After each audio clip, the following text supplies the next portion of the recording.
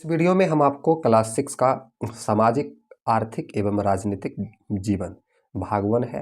ये आपका इसका हम अध्याय नंबर 2 बताएंगे, ग्रामीण जीवन यापन के स्वरूप। ठीक है, तो ये अध्याय 2 में आपका ये जो है प्रत्येक चैप्टर में आप देख सकते हैं ये 3 प्रश्न, आपका इधर देख सकते हैं आपका 4 प्रश्न। तो इसमें बहुत सारा प्रश्न है, इसमें देखिए 4 प्रश्न, इसमें आपका देख लीजिए 4 प्रश्न। ठीक है, अभी ध्यान से देखिए। और ये जो अभ्यास आपका है इधर 3 और इधर 10, तो बहुत सारा प्रश्न है। तो हम सारा का सारा प्रश्न बताने वाले हैं, अभ्यास वाला भी और उधर जो चैप्टर में देखें। तो आप लोग ध्यान से समझिएगा। तो हम सबसे पहले क्वेश्चन का उत्तर दे रहे हैं, ध्यान दीजिएगा। ठीक है, तो क्वेश्चन 1 है, मध्यम किसान दूसरे के खेतों में काम क्यों नहीं करते हैं? इसका उत्तर होगा, मध्यम किसान जैसे लोगों को थोड़ी सी जमीन होती है और वह उसी में 2 फसलों को उपजाता है। मजदूरों की कमी के कारण काम समय पर नहीं हो पाता है, जिससे उसे बैंक का कर्ज चुकाने के लिए फसल जल्दी बेचना पड़ता है। इसमें उनके परिवार का गुजारा तो हो जाता है, इसलिए मध्यम किसान दूसरे खेतों में मजदूरी नहीं करनी पड़ती है। ठीक है, दूसरा है, ललन की पारिवारिक आय में वृद्धि होने के अन्य 3 स्रोत बताएं। उत्तर होगा कि ललन की पारिवारिक आय में वृद्धि होने के अन्य 3 स्रोत निम्नलिखित हैं। पहला तो आपका है कि ललन कृषि करने के लिए खाद, बीज, कीटनाशक आदि चीज़ों को खरीदने के लिए बैंक से ऋण भी लेता है। दूसरा आपका है, खेती के साथ वह मुर्गी फार्म भी चलाता है। ठीक है, और तीसरा आपका ये है कि ललन को खेती के लिए खाद बीज के पैसे KCC मतलब किसान क्रेडिट कार्ड के माध्यम से मिल जाता है। ठीक है, तीसरा प्रश्न, सीमांत किसान कृषि कार्य के अलावे कौन कौन से कार्य करते हैं, सूची बनाइए। उत्तर होगा, सीमांत किसान कृषि कार्य के अलावे निम्नलिखित कार्य करते हैं। जैसे सीमांत किसान जैसे कृपा शंकर को कई परेशानियों का सामना करना पड़ता है। वह बाकी समय में चावल मिल पर भी काम करता है। उसके पास 2 गाय और 1 भैंस भी है, जिसका दूध वह दुकानदारों एवं सहकारी समिति में बेचता है, जिससे कुछ आय प्राप्त हो सके। तीसरा है, और उसे दूसरों के खेतों में भी खेती करना पड़ता है। चौथा प्रश्न है, कृपा शंकर जैसे किसानों को खाद बीज के लिए कर्ज कहां कहां से मिल जाता है? इस कर्ज को कब और कैसे वापस करना होता है? तो उत्तर होगा, कृपा शंकर जैसे किसानों को खाद बीज के लिए महाजन या साहूकार से ऊंची ब्याज पर कर्ज लेना पड़ता है, क्योंकि इस कारण फसल कटते ही उसे बेचकर ब्याज समेत लिए कर्ज की रकम को लौटाने की जल्दी होती है। इसी कर्ज को किसान अपने फसलों को समय से पहले ही उसे बेच देते हैं। पैसे की कमी के कारण वह भाव बढ़ने का भी इंतजार नहीं कर पाते हैं। अगर समय पर कर्ज की रकम वापस नहीं की गई तो अत्यधिक ब्याज के कारण कर्ज की रकम को वापस करना संभव नहीं होता है और वह अपनी फसल को कम समय और उधार को चुकाने के लिए उस फसल को बेचकर ही वापस करना होता है। ठीक है, अगला प्रश्न हम लोग देख लेते हैं। अगला प्रश्न है आपका 5वां, कृपा शंकर को डेयरी में दूध बेचने से कितनी आय प्राप्त होती होगी, अनुमान लगाएं। उत्तर होगा, कृपा शंकर को डेयरी में दूध बेचने से कुछ ही आय प्राप्त होता होगा, जिससे उसका घर परिवार के लिए कुछ ही बच पाता होगा। इसके लिए वह कहीं दूसरों के खेतों पर खेती करना पड़ता होगा। खेती और घर खर्च के लिए उन्हें समय समय पर कर्ज लेना भी पड़ता होगा। 6 नंबर है, मध्यम किसान और कृपा शंकर के काम में क्या अंतर है? तो उत्तर होगा, मध्यम किसान को फसल के लिए समय समय पर खाद बीज खरीदने के लिए पैसे किसान क्रेडिट कार्ड KCC के माध्यम से मिल जाता है और उसके पास थोड़ी सी ज़मीन होती है, इसमें उसके परिवार का गुजारा हो जाता है।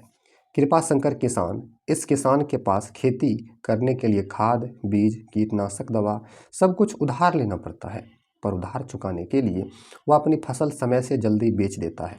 वह फसल का भाव बढ़ने का भी इंतजार नहीं कर पाता है। 7 नंबर है, सीमांत किसान, मध्यम किसान, बड़ा किसान ज़रूरत पड़ने पर कर्ज कहाँ से लेते हैं? तो उत्तर होगा, सीमांत किसानों को आसानी से कर्ज नहीं मिल पाता है। उन्हें महाजन या साहूकार से ऊंचा ब्याज पर कर्ज लेना पड़ता है। मध्यम किसान को खेती करने के लिए KCC किसान क्रेडिट कार्ड के माध्यम से लोन मिल जाता है। अगला है बड़ा किसान के पास 30 से 40 एकड़ तक की ज़मीन उपलब्ध होती है।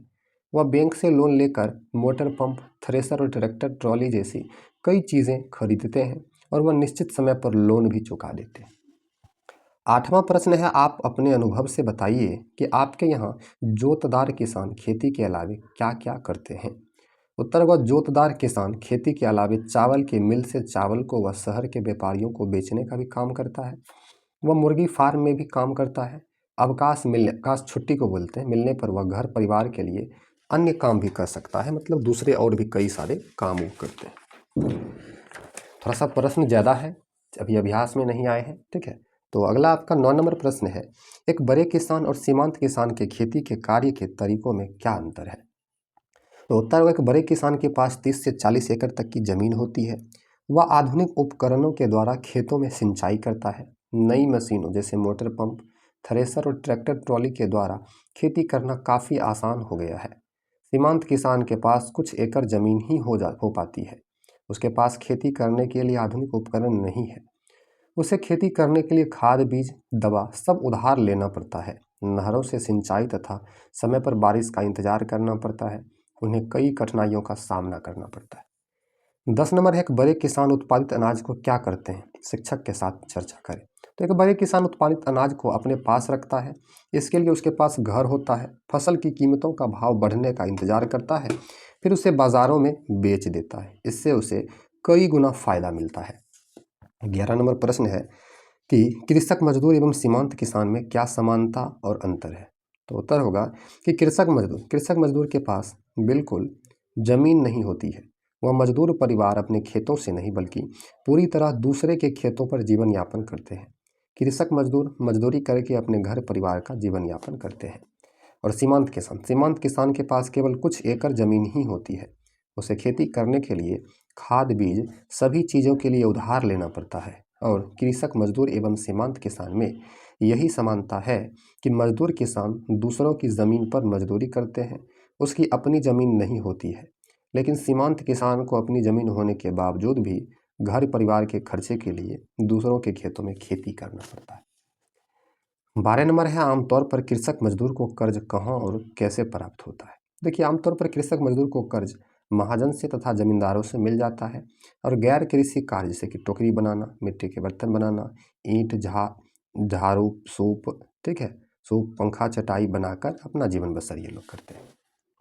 अगला है, पशु पालने का क्या कारण है। तो उत्तर होगा, कृषक मजदूर को फसलों की कटाई के समय ही काम आसानी से मिलता है, परंतु साल के बाकी दिनों में मजदूर को मजदूरी नहीं मिलने पर वे लोग गाय तथा भैंस को पालते हैं और पशुपालन करके अपने परिवार का खर्च निकाल पाते हैं।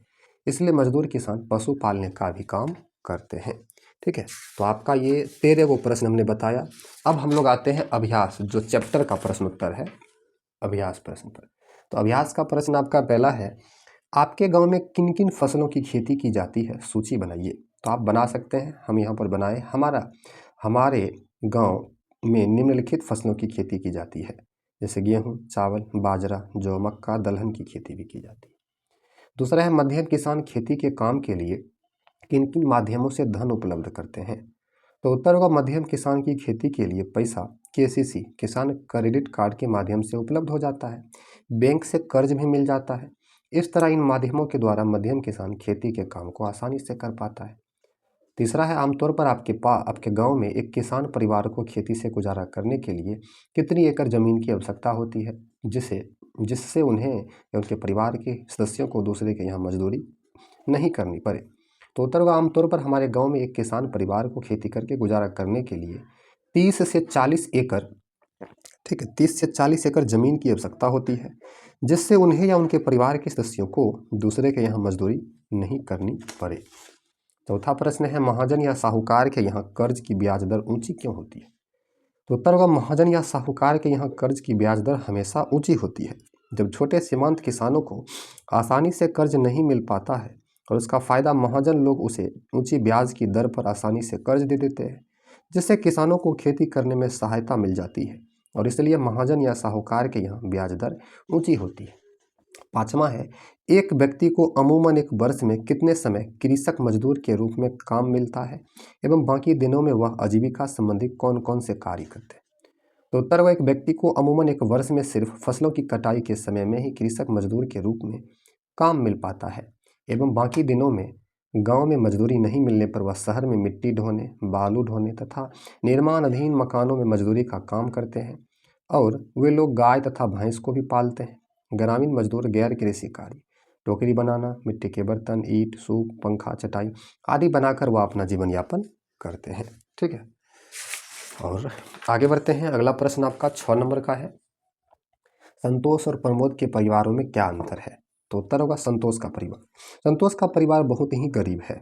वह मजदूरी करके अपने परिवार का भरण पोषण करता है। गांव में मजदूरी नहीं मिलने पर संतोष पत्नी और बच्चों के साथ पास के शहर में मिट्टी ढोने, बालू ढोने तथा निर्माणाधीन मकानों में मजदूरी का काम करते हैं।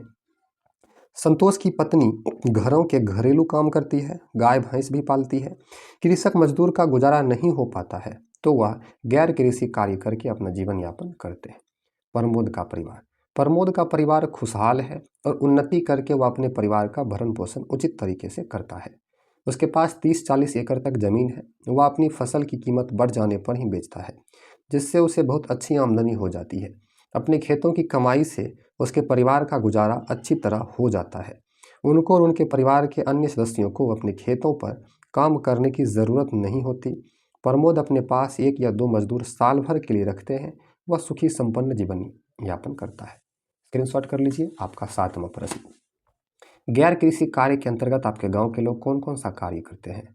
तो गैर कृषि कार्य के अंतर्गत हमारे गांव के लोग निम्न कार्य करते हैं, जैसे हस्तशिल्प, सिलाई का काम, जरी गोटा लगाने का काम, दिया, टोकरी, सूप, दौरी, पंखा, मिट्टी के बर्तन, ईंट, दर्जी, राजमिस्त्री, लोहारगिरी, खिलौना इत्यादि, ठीक है, इत्यादि बनाकर अपनी आजीविका चलाते हैं। इन हस्तनिर्मित सामानों को गाँव में बेचकर अपने परिवार का जीवन यापन करते हैं।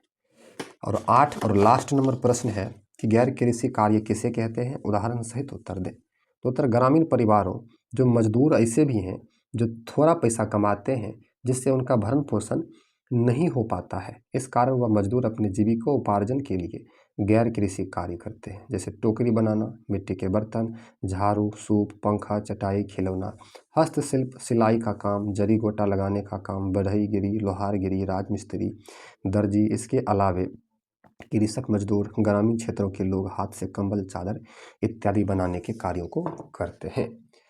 आपका 9 नंबर है, आप बड़ा होकर जीवन यापन संबंधी कौन से कार्य करना चाहते हैं और क्यों? तो ये आप खुद आप स्वयं इसको करिए कि आप बड़ा होकर क्या करना चाहते हैं। ठीक है, और 10 नंबर प्रश्न है कि अपने पाठ में अलग अलग किसानों के बारे में जाना, खाली स्थानों पर उनकी स्थितियों के बारे में लिखें। जैसे कि ललन है तो ललन की स्थिति कैसी है, कितना भूमि है, कृपा शंकर की, जो भी आप पढ़ करके बढ़िया से इसका उत्तर दीजिए। ठीक है, तो इस वीडियो में हमने आपको ये जो आपका दूसरा चैप्टर था, अध्याय 2, ग्रामीण जीवन यापन के स्वरूप, इसका सारा प्रश्न उत्तर हमने आपको बताया। ठीक है, तो वीडियो आपको अच्छी लगी तो वीडियो को आप लोग लाइक कर दीजिए और हमारे इस यूट्यूब चैनल को सब्सक्राइब कर लीजिए। तब अगले दिन हम लोग जानेंगे शहरी जीवन यापन के स्वरूप। ठीक है, थैंक यू, मिलते हैं अगले वीडियो में, धन्यवाद।